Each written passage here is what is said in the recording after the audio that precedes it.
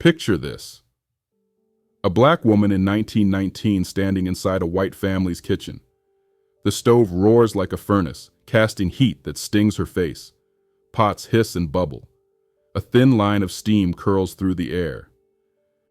She moves quickly, quietly, with the kind of precision that comes from understanding what a single mistake can trigger. A crumb left under a cutting board, a pot that doesn't shine, a dish left to soak too long. Any of it can shift the atmosphere instantly, not into annoyance, into punishment.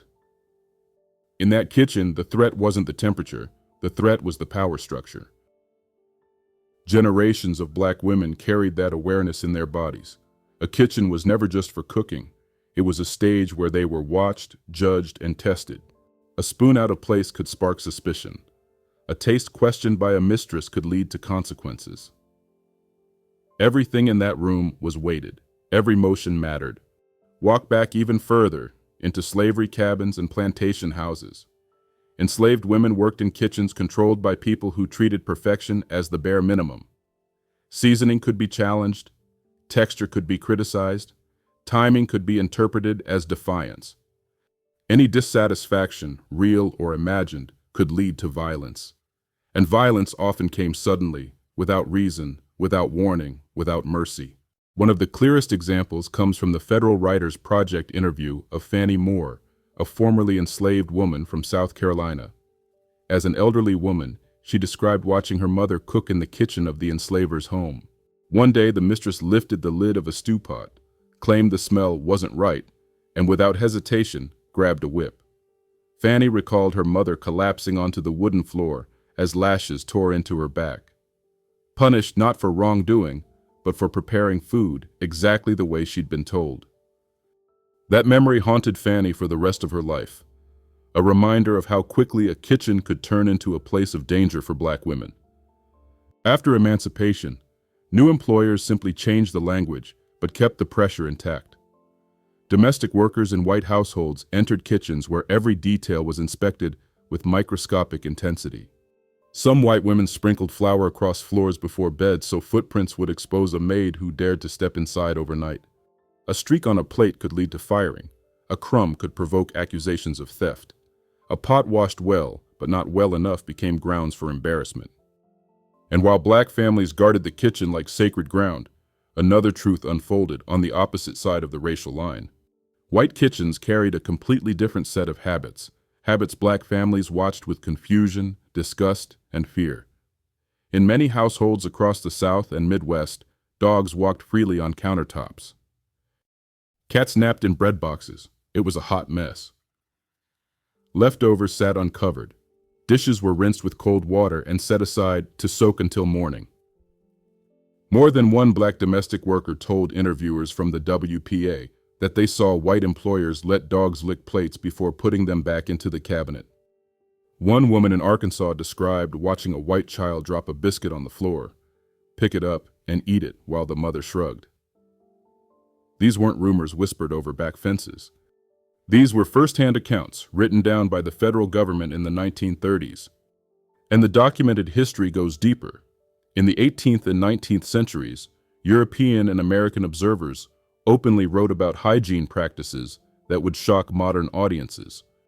Diaries, travel logs, and even medical reports described white families sharing bath water once a week, if at all, and washing dishes with little more than a quick wipe.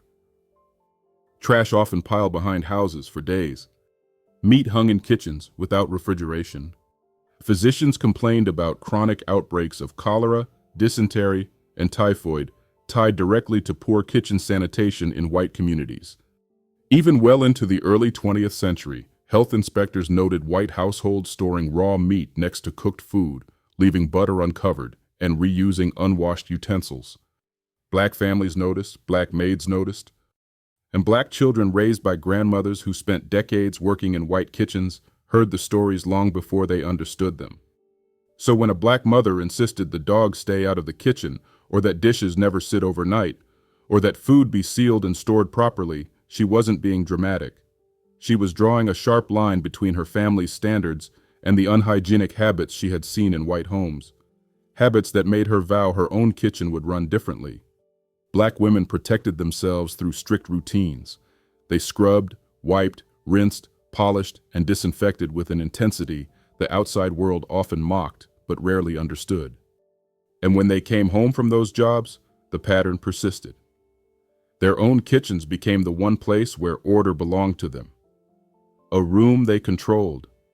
A room where no one could weaponize a crumb against them. Another layer formed during the civil rights era. Food wasn't always safe. Meals given to protesters were tampered with. Students integrating schools confronted staff who served them food that didn't look or smell right. Black patients in segregated hospitals received plates that others refused to touch. Families learned to guard food preparation, keep eyes on every pot, never let leftovers sit out, never trust food from unfamiliar hands. That caution became instinct. So when a Black mother walks into her kitchen today and instantly scans the counters, she isn't reacting to a mess. She's reacting to memory. Memory that never belonged to her alone. Memory that traveled through the voices of women who lived under pressure long before she was born. A kitchen carried the risk of humiliation for generations. One rumor about an unclean home could travel through a community with the power to stain a family's reputation. A spotless kitchen acted as protection. Not decoration, not a hobby, not an obsession. Protection. That's why holidays bring out an army of aunties moving in synchronized rhythm. Why some grandmothers can't rest until the last dish dries. Why children were shooed out of kitchens like wandering goats. Why the phrase "get out my kitchen" carries an edge even when spoken with a smile. Black families didn't adopt these kitchen habits by accident. They came from women who spent decades watching how their mistakes were punished, how their work was policed, and how their reputation lived or died by what happened on a stove or a countertop. Order became a strategy. Precision became armor. A spotless kitchen wasn't a preference. It was a shield against humiliation in a world waiting for any excuse to judge them. So when you step into a Black household and see the kitchen running like a tight operation, that discipline didn't start with the woman cleaning the counter today. It came from generations of women who learned to stay 10 steps ahead of scrutiny. Women who understood that one crumb, one dirty dish, one smudge on a pot could be used against them in ways most people will never experience or understand. That's the real story behind Black families and strict kitchen rules. Not neatness, not perfectionism. A long, unbroken chain of self-protection shaped by centuries of being watched, measured, and judged, especially in the one room where food, safety, and dignity all collided. Scope News tells the truth. Here are the facts. This report draws from first-hand testimonies within the Library of Congress Federal Writers Project Slave Narrative Collection, including the interview of Fannie Moore, studies of domestic labor in white households, historical reports on hygiene practices in white communities, and federal archival accounts documenting food handling customs and household sanitation from the 18th through early 20th centuries. Legal disclaimer. This content is created for educational, informational, and entertainment purposes under the Scope News brand. Historical details are based on primary sources, archival collections, and recorded oral histories, though some narrative elements are interpreted to capture the broader lived experiences of Black communities. Viewer discretion is advised, especially regarding sections involving racial violence and generational trauma. Scope News aims to reflect historical accuracy while acknowledging limits related to documentation and image licensing.